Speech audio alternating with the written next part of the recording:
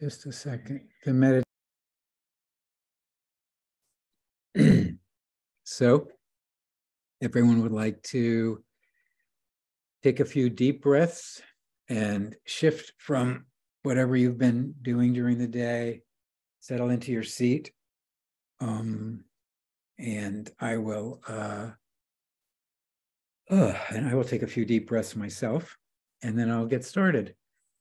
And I'm not sure that we're on the same schedule as Sadat Shalom in terms of the parshiot that we're doing, but Fran told me that last week you talked about Karash. So this week we'll focus on the Parshat Shukat, Numbers 19 to 21. And you all know where we are in the story. The trek in the desert has begun, and we're at a real turning point. This is where God gets annoyed with Moses and the Israelites and decides to make them wander for 40 more years. The Parshat starts with the enigmatic laws about the sacrifice of the red heifer. The entirety of chapter 19 is taken up with the requirement of the ritual slaughter of an unblemished, young, totally red cow. The cow is then burned entirely to ashes, which are mixed with water. This water is used to purify anyone who's come into contact with a dead body, as well as unclean items that will come in contact with the holy sanctuary. The portion then moves on to lots of action. The Israelites arrive at the wilderness of Zin. Miriam dies and is buried there. We then turn to the whining of the people about the lack of food and water, God's instruction to Moses and Aaron to strike a rock with a rod, which brings on lots of water. God's not happy with the way Moses carried out his instruction and tells him he doesn't get to go to the promised land. The people start wandering. Aaron dies on Mount Hor. The Israelites get punished again with poisonous snakes for complaining, and they win a number of battles with nearby tribes. It's a busy, busy portion. So despite all of this interesting material, I'm going to focus on the first chapter about the red heifer. I have to explain that I've long been fascinated and perplexed by this story, partly because it plays an important role in the relationship between fundamentalist Christians and right-wing Jews in Israel who are not interested in sharing Jerusalem or the rest of the country with Muslims. Now, I'm not making this up. I first heard about this connection more than 20 years ago in an NPR story about a Pentecostal minister named Clyde Lott from Mississippi, who also happened to breed cattle. In 1989, he read the Bible chapter about the red heifer and discovered that many people believe that the ashes of a pure red heifer would be required to rebuild the temple in Jerusalem. Like most fundamentalists, Lott believes that the last step before the second coming of Jesus is the restoration of the temple. When he found out that red cows are common in the US, but not in Israel, he contacted the Temple Institute, a tribal organization of religious Jews in Jerusalem who suspect, like Lott, that the end time may be near, and they're dedicated to rebuilding the temple. They began to collaborate on the importation of red American cows to Israel, and thus was laid one of the many planks in the bridge that joins the far right of the American Christian community with the right of the Israeli Jewish world. So, in thinking about this, I realized that I really needed a more positive way to think about this story, because it's always, that aspect of it has always driven me a little bit crazy. So, unfortunately, the difficulty with the story goes a little bit beyond current events. This rule of sacrifice and the name of the Torah portion come from the term chat, a category of Jewish laws that seems to have no explanation and, in fact, may not make any rational sense. They're simply directives, unlike laws like don't murder and be faithful to your spouse, which have obvious social utility. In a chat, God simply says, I have issued a decree and you have no permission to transgress it. As a general matter, I'm not crazy about following orders that I don't understand. Of course, while there's no logical connection between the heifer's ashes and a dead body, rituals surrounding death are common, including the Jewish rituals for the preparation of a body for burial and mourning. And as Rabbi Jonathan Sacks, the former chief rabbi of England, explained, this particular purification ritual sends a message that God is to be found in life. Do not associate death with sanctity. Rabbi Rachel Rosenblatt, the Velveteen Rabbi, explains this further, that there is value in following a chak because, quote, spiritual purity arises when we understand ourselves to be in relationship with God, and therefore do what God asks of us, even when we don't understand it. In the tradition, the teaching is that through accepting the al-mukot mitzvot, the yoke of the mitzvot, we also accept al-mukot shamayim, the yoke of heaven. She adds, though, that we moderns offer prayers and tshuva, not barbecue and ashes. So the ritual of the red heifer feels uncomfortably like magic. In the end, Rabbi Rosenblatt concludes that the ritual of the red heifer isn't something we can understand through logic. She suggests treating it as poetry and focusing on the colors and the imagery. I liked that a lot, and I tried to do it, but I'm a pretty literal person, and I have trouble really with looking at things on a poetic level. But I realized that I'm very comfortable with accepting the power of images and practices that I don't comprehend. This comfort level was evident the first time I fully participated in a Jewish Shabbat service. It was about 30 years ago. At the end of it, I thought, I really have no idea what any of that meant, but I feel much better. And so it goes. While my Jewish practice is pretty minimal by most standards, I find the rituals of Jewish worship, prayer, and song immensely nourishing. In this context, I think we can appreciate the value of the ancient practices like sacrifice, the value that they had for our ancestors, even when they don't speak to us. I can easily imagine an irritable member of the tribe stuck in the desert thinking, well, I don't really see any connection between a red heifer and a dead body, but I guess it makes me feel better. So I'm sure you all have particular rituals and other elements of Jewish practice that bring you a level of satisfaction and peace much greater than their literal meaning. So as we turn to the meditation this morning, feel free to contemplate some of your personal favorites as your focus. I'm going to start out, though, with, and you can stay with this if you'd like, with the line from the morning service about our being given a pure soul. I like this because it seems like it's a perfect example of something that gives me great comfort,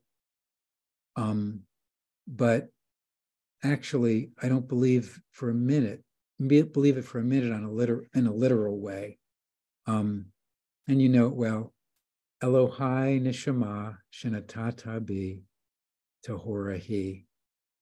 I'm going to read you a little bit from Nan Fink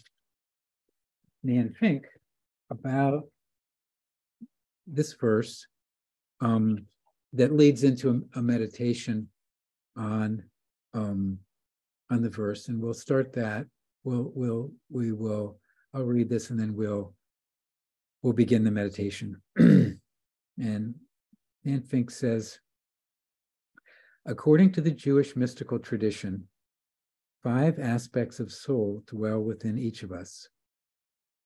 They're related to each other, but have different characteristics. The first of these, nefesh, is the soul that is given to us at birth and that leaves us when we die. It's the most tangible, earthly aspect of soul. Next comes ruach, which exists on the level of deep understanding. It's that part within us that makes intuitive leaps. The third aspect of the soul is neshama. Here we find the spark of the divine revealed most strongly. The final two aspects are beyond anything we can know or sense. Thus, they're hardly mentioned. Soul exists in all of us, but is bound and hidden by our negative traits. For some people, it is hardly present. But as we do our self-refinement and take responsibility for our self-destructive, harmful ways, the soul within us becomes more and more revealed. Over time, then, we become more soulful and able to relate to others and to God in deeper ways. The kavanah of a neshama meditation is to experience the soul within. So let's get comfortable.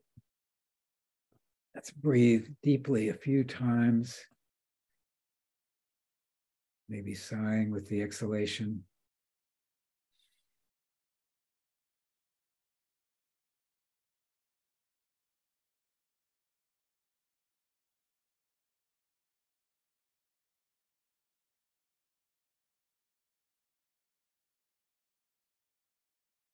Let go of any tension in our bodies to the best we can.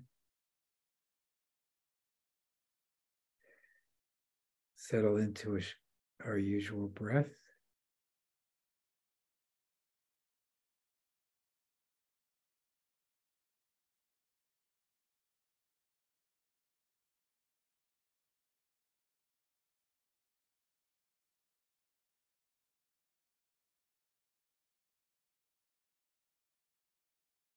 Now we'll repeat the prayer a few times out loud, and then you can repeat it silently to yourself with each breath as you wish. Elohai neshama shenata tabi tahorahi.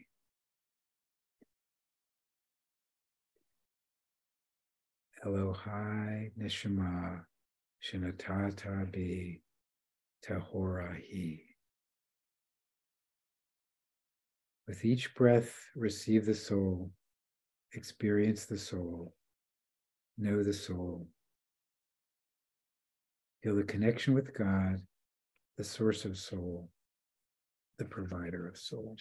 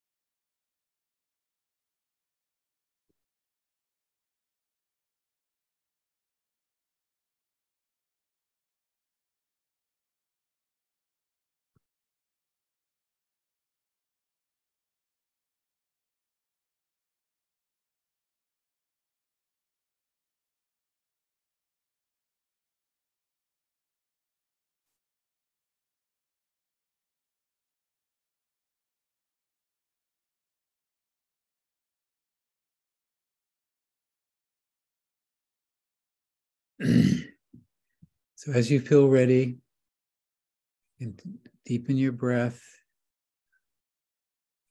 come back to the room. I'm going to read a poem. This is by Alden Solvay, called Meditation on Mitzvot. It's simple, really, this list of things we do as a people, this list of things I do to live in a good way for others and myself, to leave a legacy of love, to leave the world just a little better each day. A kind word, a gentle hand, a loving voice, a giving heart. It's not so simple, really, to remember to live this way always. So we arrive early to study Torah and strive for devotion and prayer, to remember to honor all beings with compassion and understanding. Living a life of mitzvot in joy and service, so that Torah will resound from our hearts through our words and deeds into the world and into the generations to come.